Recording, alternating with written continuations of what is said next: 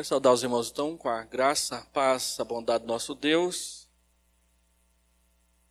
E quando a gente é gravado é complicado, né? Fica meio perigoso esse negócio. Mas sem muita delonga, eu quero convidar os irmãos a abrirmos a palavra de Deus em Filemão, então, versículo 4 a verso 7.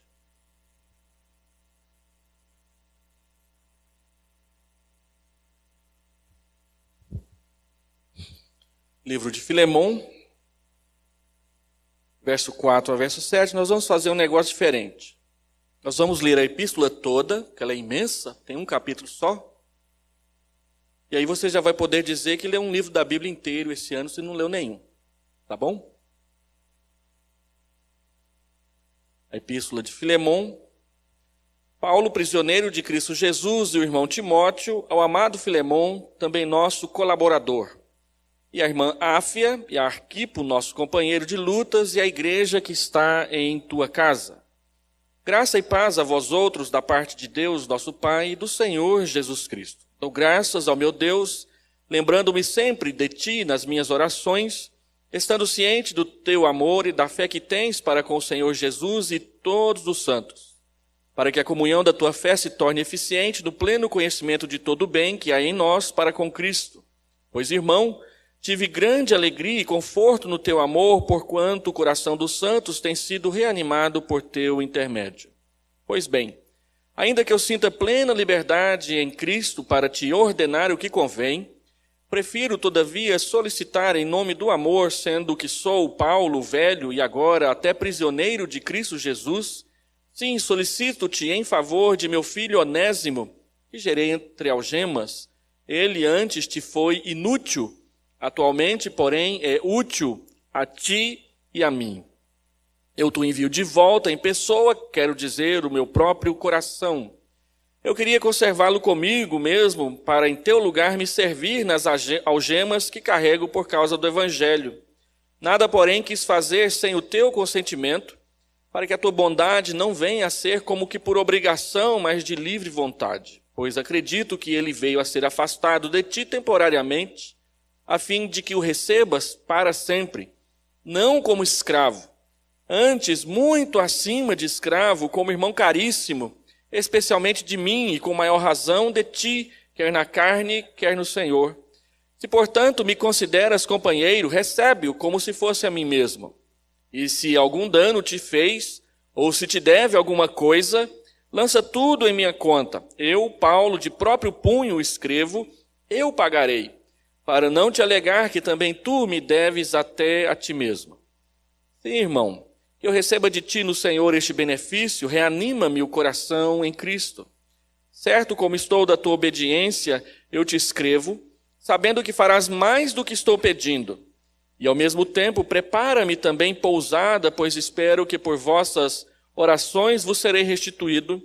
Saúdam-te Epáfras, prisioneiro comigo em Cristo Jesus, Marcos, Aristarco, Demas e Lucas, meus cooperadores. A graça do Senhor Jesus Cristo seja com o vosso espírito.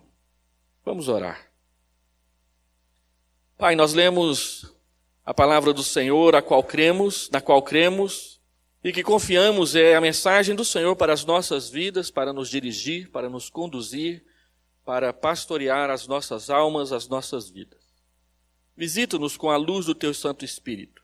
Ensina-nos a verdade do Senhor e o caminho do Senhor. Seja com cada um dos irmãos e das irmãs aqui presentes e com todo o rebanho dessa igreja. Nós oramos agradecidos e pedindo a tua condução em nome do Senhor Jesus. Amém. Meus irmãos, quando nós falamos sobre a vida da igreja, alguns autores afirmam que o zelo pela manutenção da qualidade de 3 fatores é crucial para o crescimento saudável de uma igreja local. Esses 3 fatores são a pregação, a oração e a comunhão. Esses 3 fatores somados, eles permitem que a igreja usufrua e viva uma vida cristã saudável. A pregação para o anúncio do Evangelho e também o ensino para que andemos com o Senhor, a oração para que mantenha viva o caminho de comunicação entre Deus e o seu povo, E a comunhão que permite que haja cuidado, interesse e unidade por parte da igreja.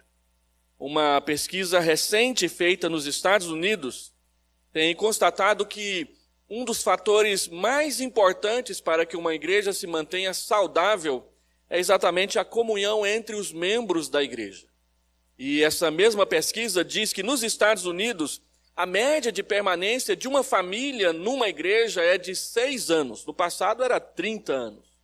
Hoje em dia, a mobilidade de uma igreja para outra por causa de emprego, por causa de problemas, por causa de um monte de fatores, alguns positivos, outros negativos, tem feito com que essa mobilidade faça com que a porcentagem de permanência de uma família média numa igreja seja de apenas 6 anos.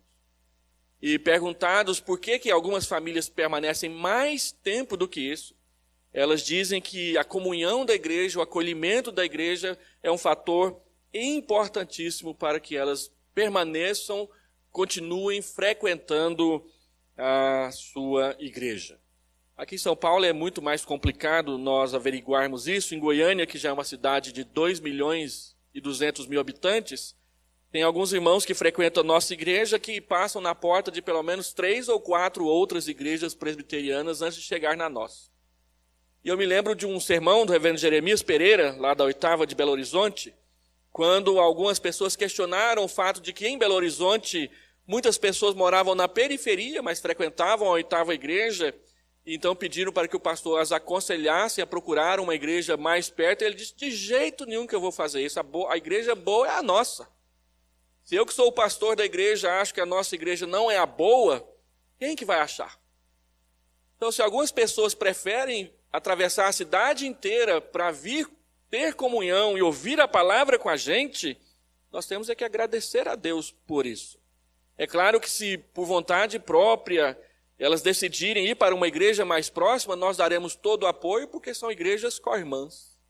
Mas se elas preferem estar conosco, não somos nós que vamos causar empecilhos e dificuldades para que elas estejam junto com a gente. A comunhão é um elemento importantíssimo para a saúde de uma igreja. Agora, uma frase interessante e até mesmo preocupante de Dietrich Bonhoeffer, naquele livro Vida em Comunhão, que ele escreveu lá na década de 1940, ele diz assim, somente a comunhão que passa pela grande desilusão com seus aspectos desagradáveis e maus, começa a ser o que deve ser diante de Deus.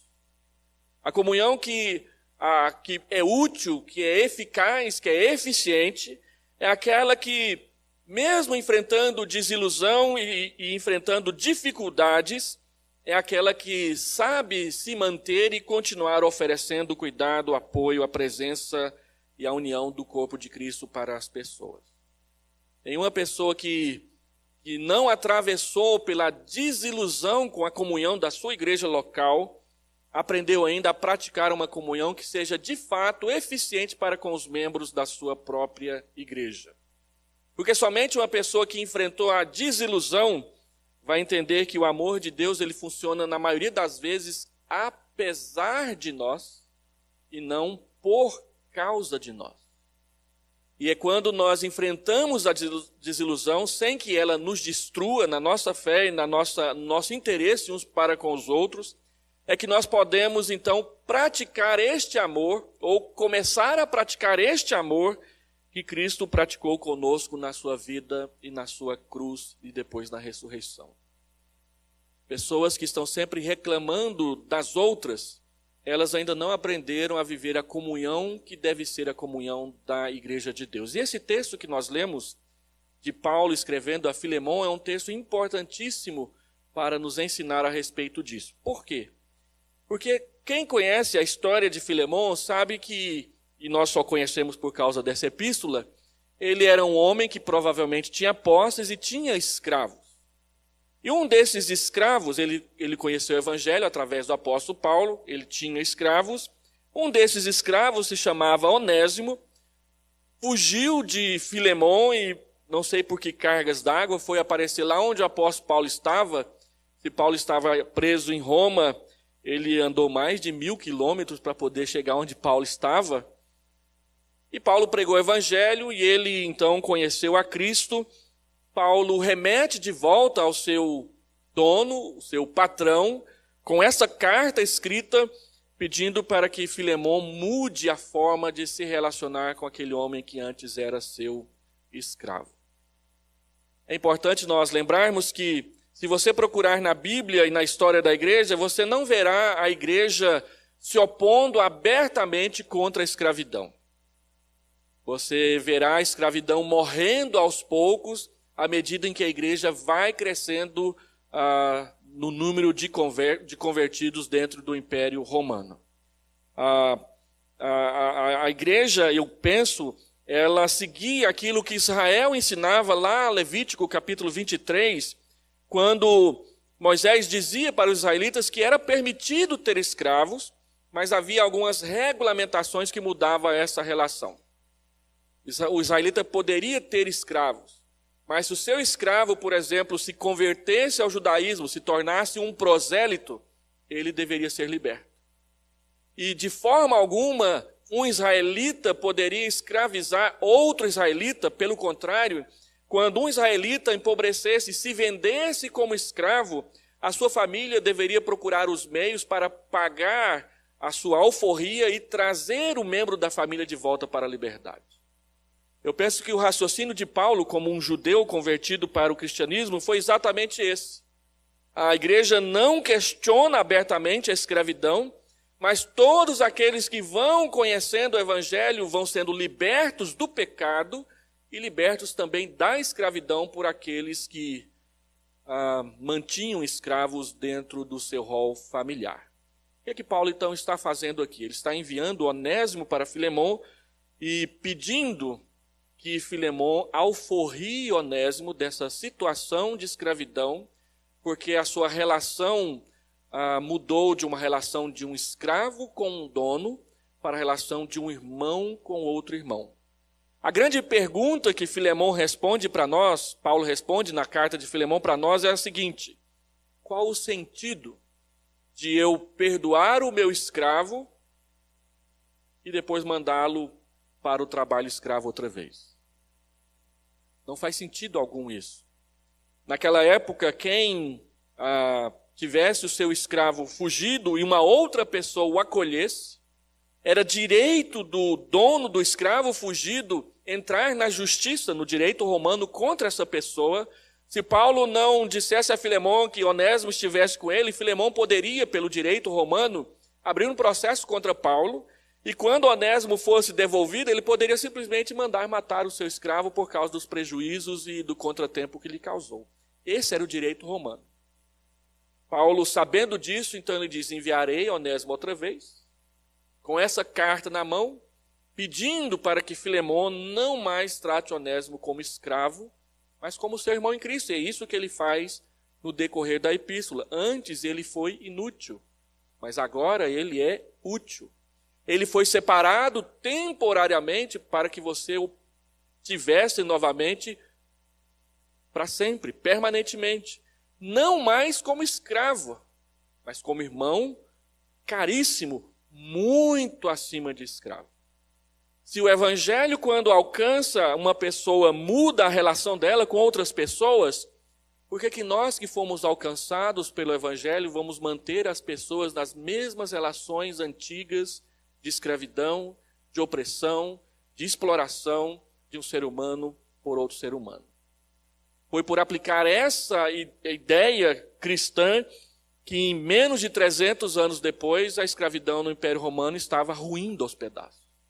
Quantos mais cristãos apareciam, menos sustentação o sistema da escravidão tinha para se manter funcionando naquela região. Então nós estamos diante de um dos pedidos de alforria mais antigos da história do mundo, por causa da mudança que o evangelho produz. Como que essa ideologia nova, essa cosmovisão, esse jeito de enxergar o mundo vai funcionar nas nossas relações com as pessoas? Paulo chama isso de comunhão eficiente. E nesses versículos 4 até versículo 7, ele ensina para nós como é que funciona essa comunhão eficiente que muda as relações das pessoas, em que elas não mais se veem uma como dona da outra, uma como explorada pela outra, mas como iguais na presença do mesmo Deus que perdoa os pecados e liberta as pessoas. Então ele diz, verso 4, dou graças ao meu Deus, lembrando-me sempre de ti nas minhas orações, estando ciente do teu amor e da fé que tens para com o Senhor Jesus e todos os santos, para que a comunhão da tua fé se torne eficiente no pleno conhecimento de todo o bem que há em nós para com Cristo. Pois, irmão, tive grande alegria e conforto no teu amor, porquanto o coração dos santos tem sido reanimado por teu intermédio. Há 3 ensinos básicos aqui sobre a comunhão eficiente que nós precisamos guardar e praticar uns com os outros. Primeiro, a comunhão eficiente ela começa com a oração. Paulo ora em favor de Filemon para que ele possa receber Onésimo e dê o tratamento adequado a um cristão convertido e não a um escravo recuperado para a sua fazenda, os seus afazeres, a sua casa. Nós não sabemos exatamente qual era a riqueza que Filemon tinha. O fato é que ele tinha escravos e quem tinha escravos tinha pelo menos um pouco de posse e coisas para administrar. Paulo fala 3 questões relacionadas à oração que mudam os nossos relacionamentos. Primeiro é que a oração é de gratidão. Dou graças ao meu Deus. Paulo ora por Filemon, não por causa de um coração endurecido e coisas que tais, mas ele ora lembrando as coisas boas que eles viveram juntos e agradecendo a Deus por causa dessas. Eu dou graças a Deus, lembrando-me sempre de ti nas minhas orações. Nós precisamos aprender a agradecer a Deus pelos membros da igreja que comungam conosco na comunhão do corpo da igreja onde estamos juntos. Quando nós aprendemos a agradecer a Deus uns pelos outros, a gente briga menos. A gente fala menos mal uns dos outros e de jeito nenhum que a gente faz fofoca da vida uns dos outros. É interessante, Dietrich Bonhoeffer, no seu livro Vida em Comunhão, ele fala o seguinte: como que eu vou falar mal do irmão por quem eu sei que Cristo morreu? Quando eu oro agradecendo pela vida de algum irmão, pela vida de alguma irmã, eu oro pela vida daquele que se tornou irmão porque Cristo morreu por ele. Aquela que se tornou irmã porque Cristo se entregou à morte de cruz por ela. Então, se eu oro por essa pessoa, eu acabo vendo o rosto de Jesus no rosto dela.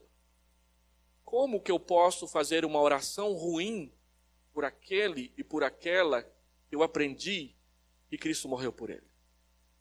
Então, nós aprendemos a agradecer.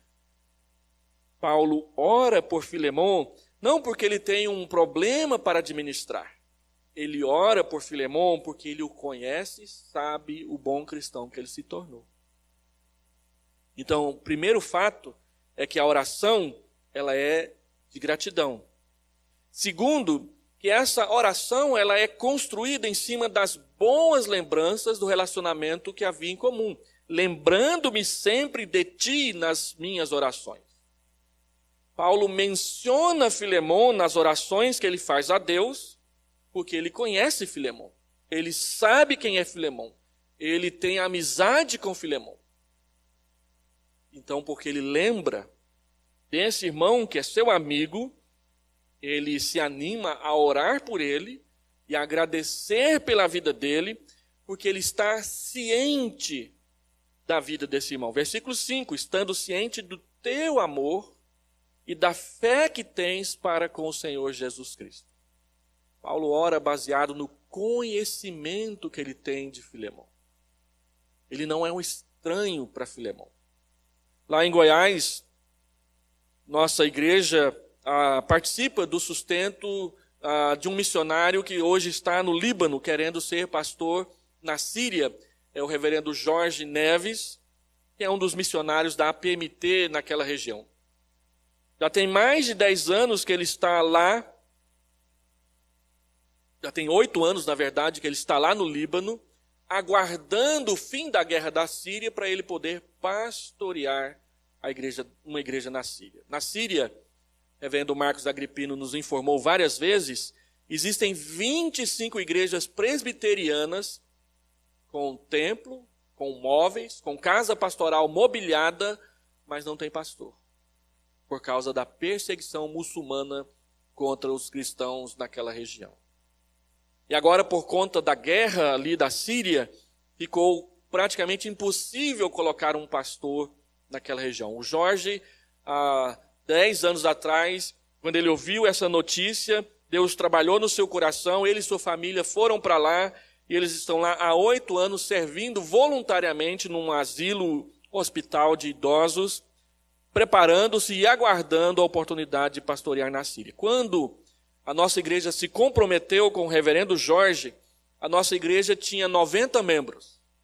Estava entrando na preparação para a sua organização, que aconteceu há 8 anos atrás. Mas de 8 anos para cá, a nossa igreja cresceu de 90 membros para 250 membros. Então a primeira geração da igreja conheceu o reverendo Jorge, nós o levamos lá, ele expôs o projeto dele, nós nos comprometemos financeiramente com ele, e desde então a nossa igreja tem sido uma das igrejas parceiras do trabalho missionário, preparatório e de espera dele para entrar na Síria.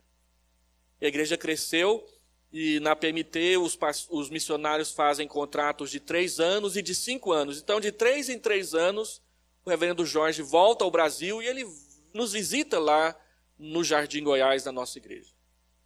Mas quando ele foi, a igreja tinha 90, quando ele voltou, a igreja já tinha quase 200, em 3 anos. A igreja cresceu muito.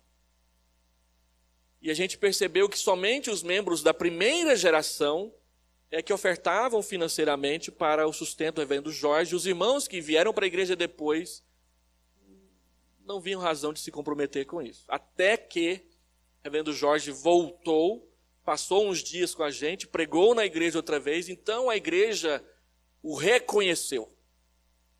E aí os membros da nova geração também começaram a contribuir financeiramente para o sustento dele. Por quê? Eles não conheciam, agora eles passaram a conhecer.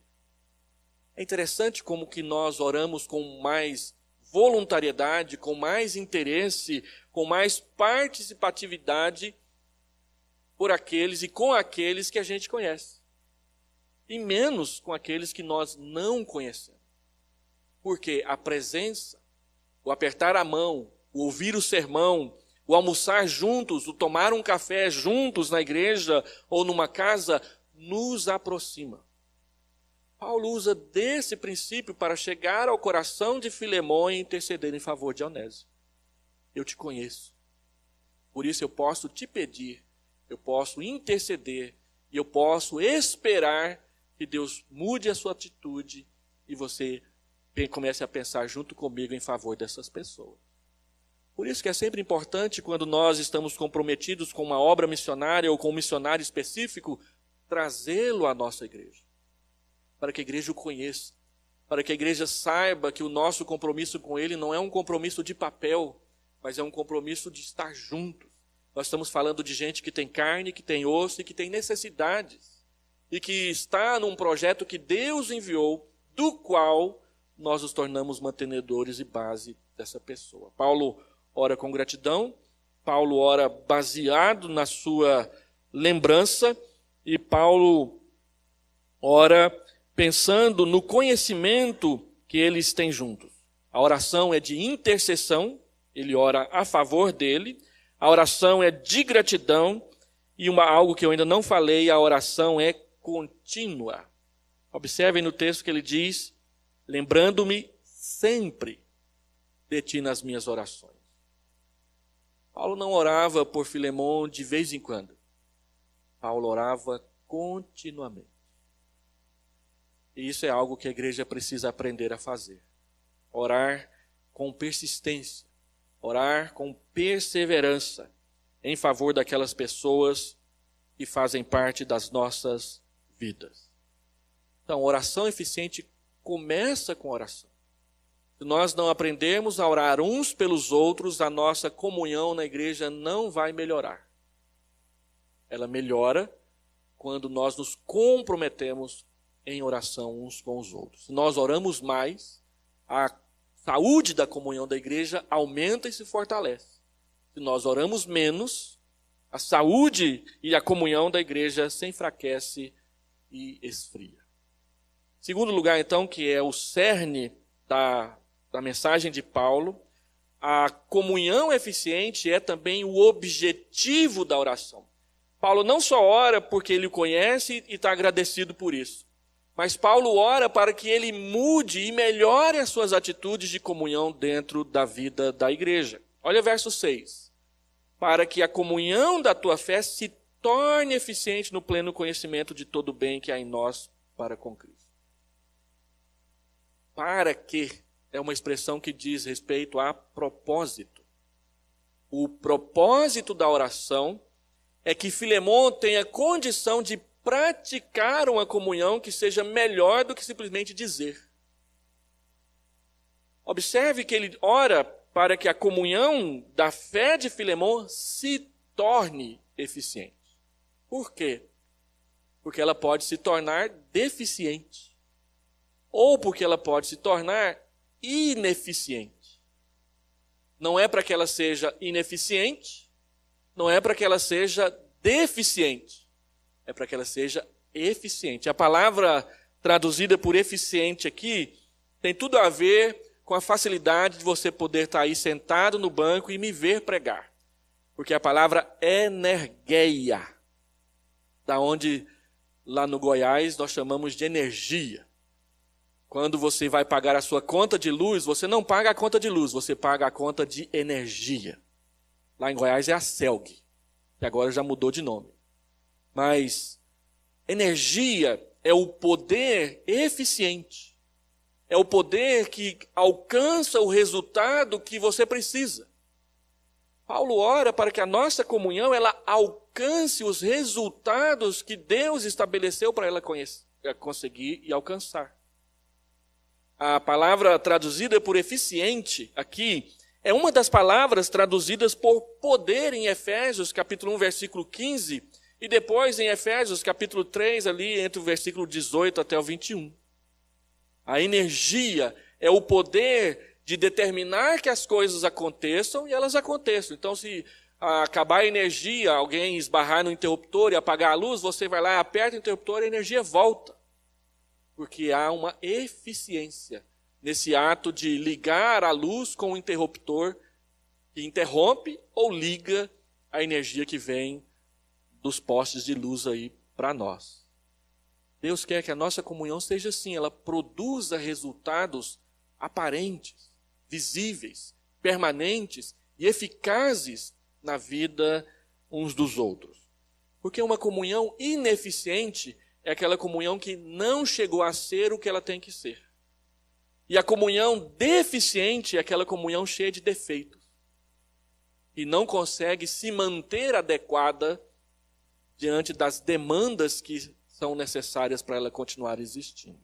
A comunhão eficiente é aquela que produz aquilo que é necessário, que é bom e que deve ser o resultado da comunhão, que é o amor, o respeito, a amizade entre as pessoas. Paulo diz que a oração tem como objetivo uma comunhão eficiente. Não outro tipo de comunhão. E essa comunhão eficiente, ela se torna eficiente por causa de duas características. O pleno conhecimento de todo o bem e o pleno conhecimento desse bem para com Cristo. Quando conhecemos Cristo, quando conhecemos o bem que Cristo pode fazer através de nós. Paulo fala desse poder eficiente em Efésios 1 para conhecer a Deus. Depois ele fala em Efésios 3 para conhecer a profundidade do amor de Deus, a largura do amor de Deus, a extensão do amor de Deus por meio de Cristo. E aqui ele fala para conhecermos o potencial de serviço que a igreja pode oferecer de uns para com os outros no meio da unidade da igreja. Paulo continua. A comunhão eficiente começa com a oração, ela deve ser o objetivo da oração, mas o resultado, ele é triplo. Ele produz a contentamento e conforto espiritual, versículo 7, pois, irmão, tive grande alegria e conforto no teu amor, porquanto o coração dos santos tem sido reanimado por teu intermédio. A comunhão eficiente produz alegria, a comunhão eficiente produz conforto, a comunhão eficiente produz renovação de ânimo na vida das pessoas. Uma comunhão ineficiente e uma comunhão deficiente não produzirá essas coisas. Como que eu posso saber se o tipo de comunhão que eu pratico, o tipo de amizade que eu pratico com os irmãos e com as irmãs da igreja é eficiente? É só você saber se isso está produzindo alegria, conforto e renovação de ânimo. Porque se não produzir essas coisas, se de repente a sua presença produz tristeza, produz preocupação e produz desânimo nas pessoas, é porque a sua comunhão não está sendo eficiente. Ela está sendo ou ineficiente, ou ela está sendo deficiente. Mas uma comunhão eficiente produz alegria. Não uma alegria qualquer.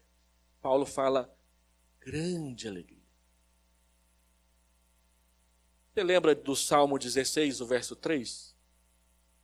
Quanto aos santos que há na terra, são eles os notáveis, dos quais eu tenho todo o meu prazer. 100% da minha alegria. É comum nós olharmos para algumas igrejas, quando falamos do ministério com jovens, por exemplo, nós temos que fazer alguma coisa para prender os nossos jovens na igreja, pamonhada lá em Goiás, feijoada, pastelada aqui em São Paulo, deve ser isso, né? Porque o pastel é famoso aqui em São Paulo. Amanhã eu devo ir lá no mercado municipal experimentar o famoso pastel de São Paulo. Mas nós colocamos a ênfase nas coisas que fazemos para segurar as pessoas. A Bíblia coloca a ênfase em nós mesmos. Quanto aos santos, os que estão na terra, não os que estão no céu. Eles são os notáveis.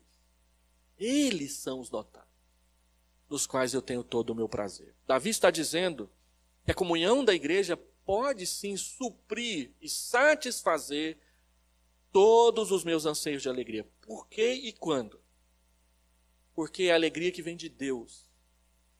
E quando? Quando Deus for o meu maior valor. John Piper ficou famoso aqui no Brasil por causa do lançamento de um livro dele chamado Alegrem-se os Povos. Esse livro lá nos Estados Unidos foi publicado há mais de 25 anos atrás. E ele ficou famoso porque ele propôs a interpretação diferenciada com a pequena mudança de ênfase na famosa e a única pergunta do breve catecismo que a gente sabe de cor, a primeira. Qual que é a finalidade do homem? Glorificar a Deus e gozá-lo para sempre, é como nós decoramos no nosso breve catecismo. Ele propôs uma leve mudança de ênfase. Ele diz que no antigo inglês, não é simplesmente glorificar e gozar, mas é glorificar por gozar. Vamos colocar no português mais moderno. Glorificar por se satisfazer em Deus. E aí quem é o leitor do John Piper vai perceber que não tem um único livro que ele escreve que ele não toca nesse assunto da alegria em algum momento. Na maioria dos casos, até mesmo no título. Satisfação em Deus, Deus se satisfaz. Por que eu não me satisfaço em Deus? Os títulos dele é tudo desse jeito. Mas a ideia é essa, e eu estava lendo James Parker semana passada, ele disse que foi exatamente isso que fez com que o mundo evangélico respeitasse John Piper. Porque ele mostrou que não é simplesmente glorificar a Deus e, em consequência disso, ter prazer em Deus. Mas é glorificar a Deus exatamente porque conhecer a Deus nos satisfaz.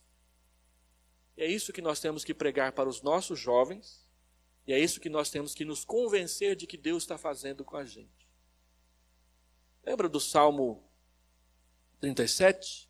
Agrada-te do Senhor, e Ele satisfará os desejos do teu coração. E nós vivemos interpretando esse versículo errado. Nós sempre dizemos, agrade ao Senhor, e Ele te satisfará. Mas o texto não está falando para agradar a Deus. O texto está falando para agradar-se de Deus, de quem Deus é, de quem é Deus para nós. Ele é o Senhor. Lembra do Salmo 16? Diga ao Senhor, tu és o meu Senhor, outro bem não possuo, senão a ti somente. Deus é a fonte da nossa alegria. Quando Deus é a fonte da nossa alegria, nós nos tornamos instrumentos de alegria para a vida dos outros. Então eu recebo na igreja que eu pastorei uma senhora que veio da alta sociedade, ela tinha uma vida miserável, e aí ela conheceu uma senhora lá da nossa igreja, essa senhora pregou o evangelho para ela e ela entregou sua vida para Cristo. Quando isso aconteceu, eu não era o pastor da igreja, eu vinha ser o pastor depois. E aí ela já estava produzindo seus primeiros frutos de uma mulher convertida a Cristo da alta sociedade lá da cidade. E um dia então ela me procura e diz, olha pastor, um amigo do meu marido chegou para mim e perguntou, da onde que vem a sua alegria? Você não era assim. E eu quero essa alegria para mim, você pode me mostrar o caminho? E ela pensou assim, eu sou casada, ele é divorciado, e se eu for discipular, esse negócio não vai dar certo. Como diz a minha filha lá em Goiás, isso vai dar ruim. Né? Então ela chegou para mim e disse, pastor, o senhor é homem, ele é homem, então o senhor poderia discipulá-lo, falar a respeito dessa alegria que o crente conhece. Então nós fomos discipulá-lo e ele me disse, olha, eu me interessei pela igreja porque eu vi naquela mulher que é minha amiga de longa data que a vida dela mudou depois que ela começou a frequentar a sua igreja. Por que a vida dela mudou? E a resposta é uma só. Jesus. É Jesus que muda tudo. É Ele que muda as coisas. E o texto diz que quando Ele muda as coisas dentro de nós, nós nos tornamos seus instrumentos para mudar as coisas na vida dos outros. E ele diz que produz grande alegria. Não é somente uma alegria qualquer, mas é uma alegria que não cabe mais dentro da gente. E quando ele fala isso, ele introduz com um vocativo, pois irmão. O vocativo no texto original grego, já na época do apóstolo Paulo, era uma expressão rara. Já não estava tão usada assim. Mas ela era mais ou menos como no português, quando você vai chamar a atenção de alguém, e você vai escrever que chamou a atenção de alguém, você coloca um ponto de exclamação. Pois irmão, você muda a entonação da voz. Preste atenção, você falar algo exclamando, olha, isso aqui é importante. Paulo está dizendo, olha, a sua alegria, a sua vida, traz alegria. Eu, Paulo, tive grande alegria e conforto no teu amor. Da onde que vem a possibilidade de ajudar outras pessoas a se encontrar com alegria? Do amor. E Deus é amor. O amor de Deus é mostrado de forma claríssima na cruz. Romanos, capítulo 5, versículo 8, você sabe de cor. Porque Deus prova o seu próprio amor para conosco pelo fato, o acontecimento de Cristo ter morrido na cruz por nós, sendo nós ainda pecadores. Nós éramos pecadores, nós éramos inimigos, nós éramos rebeldes. E mesmo assim Deus nos amou. Então, a alegria, ela procede desse tipo de amor. E esse tipo de amor nós só encontramos em Deus. Segundo, o amor e a comunhão não produz somente alegria. Ela produz também conforto. Conforto é uma palavra que tem a ver com a morte. A palavra traduzida por conforto aqui, ela é usada também em João 11. Você se lembra o que está escrito lá em João 11? Quem lembra? Ressurreição de... Pastor, não vale, tem que ser outro. Quem ouviu o que ele falou? Ressurreição de Lázaro. Lá diz que quando Marta e Maria estavam chorando a morte do seu irmão, os judeus vieram para confortá-la. É a mesma palavra traduzida aqui no versículo 7 por conforto. Então, conforto é algo que você experimenta no dia de luto, o dia mais triste da sua vida. Eu fui pastor de uma igreja que tinha um senhor chamado Adir. Seu Adir tinha vindo para a igreja do baixo espiritismo. ele era um dos líderes do centro espírita, do baixo espiritismo, não do kardecismo, do baixo espiritismo.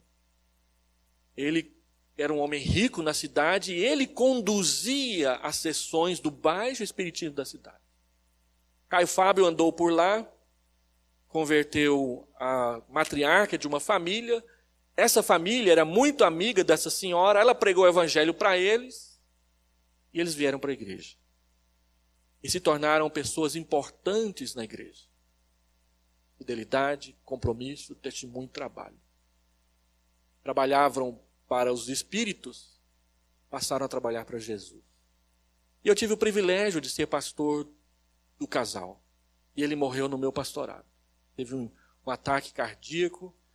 Às 6:30 da manhã, a esposa acordou, o marido estava desfalecido. Ela ligou para mim e disse: pastor, meu marido acabou de falecer. Eu preciso do senhor aqui na minha casa agora. E nós fomos lá dar assistência.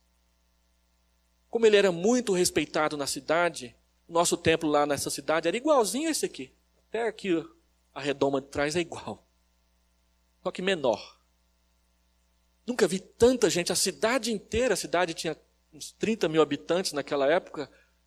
O dia todo, a igreja cheia, o dia todo as pessoas vindo lá das últimas homenagens ao seu Adir. E nós fizemos o culto fúnebre. Uma coisa belíssima. 15 dias depois, a senhora, sua esposa, viúva, veio à igreja e me pediu a palavra na escola dominical. Pastor, deixa eu falar à igreja. O presbiteriano tem dificuldade com isso, mas nós deixamos. E ela foi à frente. E ela disse algo parecido com o que eu vou dizer agora. Ela disse assim: meus irmãos, há 15 dias atrás eu vivi o dia mais triste da minha vida, meu marido morreu. Ele foi velado aqui na igreja. E vocês vieram viver esse momento comigo. Eu me lembro do rosto de cada um, do rosto de cada uma que veio me abraçar. Muito obrigado, porque no dia mais triste da minha vida, a igreja estava comigo. Não podia ter ouvido algo melhor. No dia mais triste da minha vida, a igreja estava comigo. Grande alegria e conforto. Alegrem-se com os que se alegram. Chorem com os que choram. Nós choramos quando tem membros na igreja chorando. Nós nos alegramos quando tem membros na igreja se alegrando. Fazemos as duas coisas. E ele diz aqui no texto que as duas coisas procedem do amor. A alegria procede do amor. O consolo na hora do luto também procede do amor. Pastor, mas eu não sei o que dizer. Às vezes você não precisa dizer nada. Basta estar presente. Basta oferecer o abraço. Basta oferecer o ombro. Basta estar do seu lado. O resto é com Deus. Mas não acabou, não. Alegria, conforto, renovação de ânimo.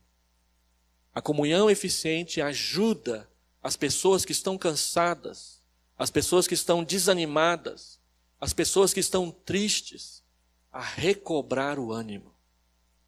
Quantas vezes na caminhada da igreja a gente se cansa? Uma crítica dita fora de hora. Uma depreciação na hora que você precisava era de apreciação.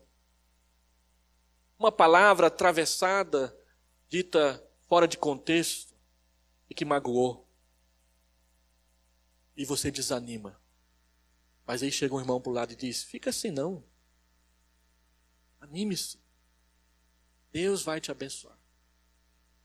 É interessante, eu estou lendo e pregando na minha igreja em Atos, no domingo pela manhã, nas minhas oportunidades. E eu preguei recentemente em Atos 21, o próximo vai ser o 22, mas eu quero mesmo pregar no 23. Eu quero chegar no 23 antes do Natal, acho que eu chego. Em Atos 22, Paulo está perante o Sinédrio e ele fala de Jesus, da ressurreição. E os sacerdotes, os escribas, os saduceus, os fariseus, quase que esganam Paulo ali porque ele falou em ressurreição. Ressurreição de Cristo. À noite, capítulo 23, Paulo está sozinho na prisão E a palavra de Deus diz que Jesus se aproxima e fica do seu lado. E Jesus vira para Paulo e fala assim: coragem. Tudo o que você disse para eles, você vai repetir para César. Para Jesus não importa o ambiente, o contexto, a situação. Para Jesus importa se você vai ser fiel ou não vai ser fiel. Se você vai negá-lo ou se você vai testemunhá-lo.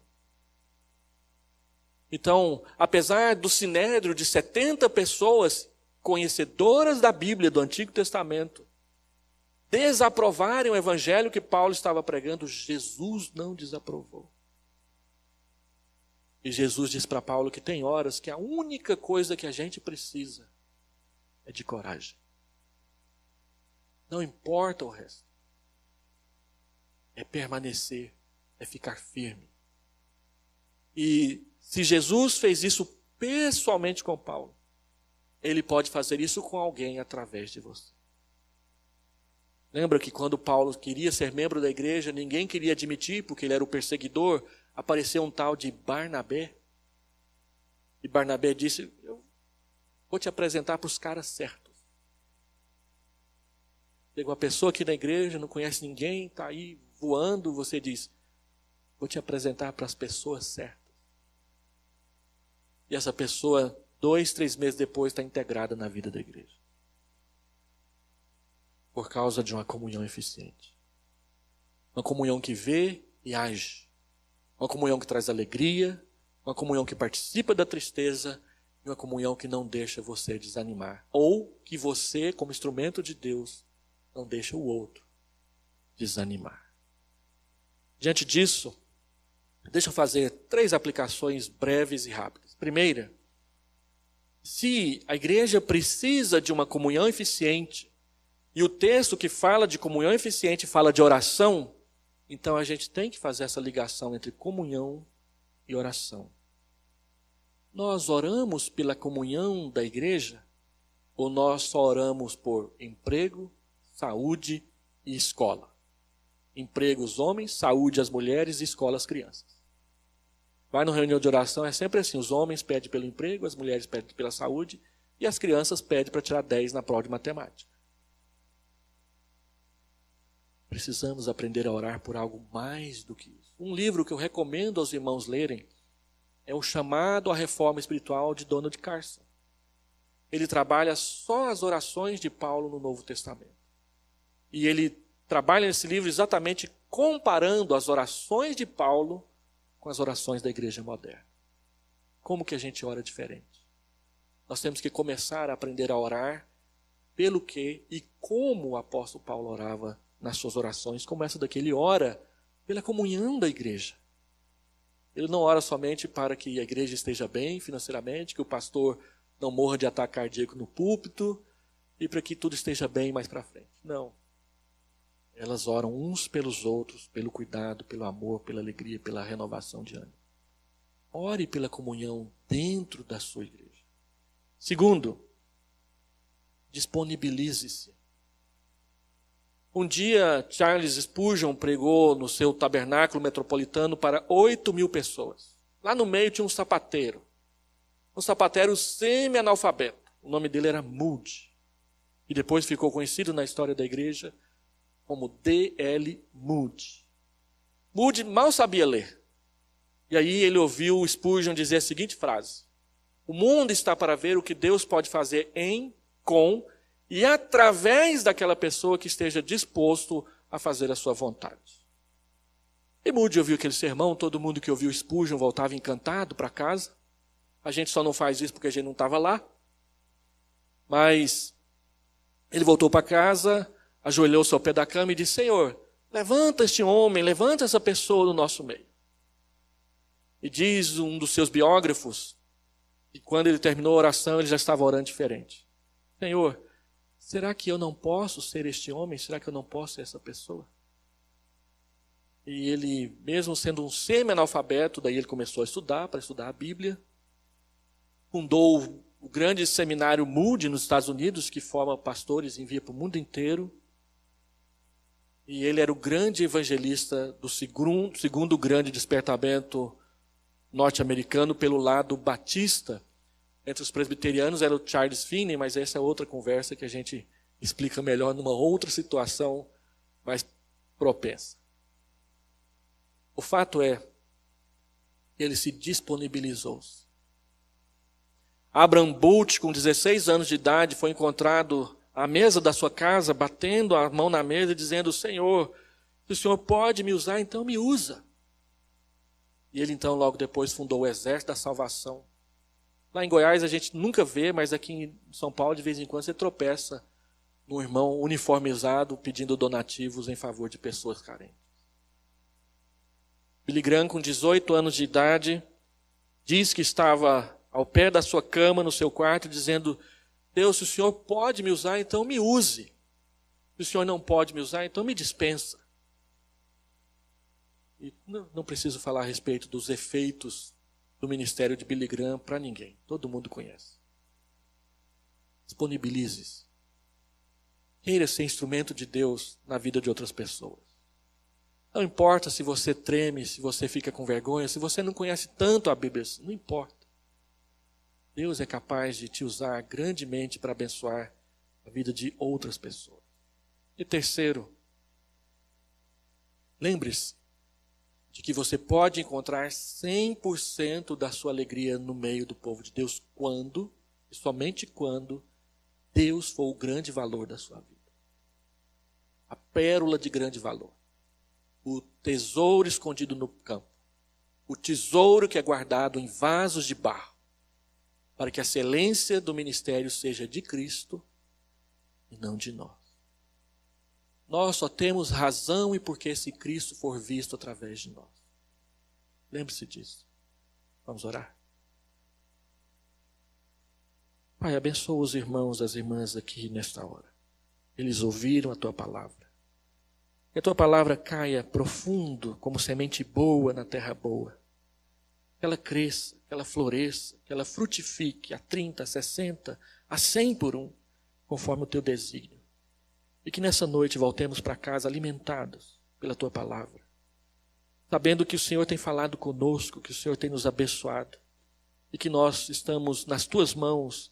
E que, Senhor, se o Senhor desejar dispor de nós para qualquer atividade, o Senhor tem plena razão em fazê-lo. E nós só queremos ser instrumentos nas Tuas mãos. Abençoa o pastor dessa igreja, abençoa o seu conselho, abençoa a liderança, abençoa o Teu povo aqui. Para que o Evangelho alcance mais pessoas. Oramos em nome de Jesus. Amém.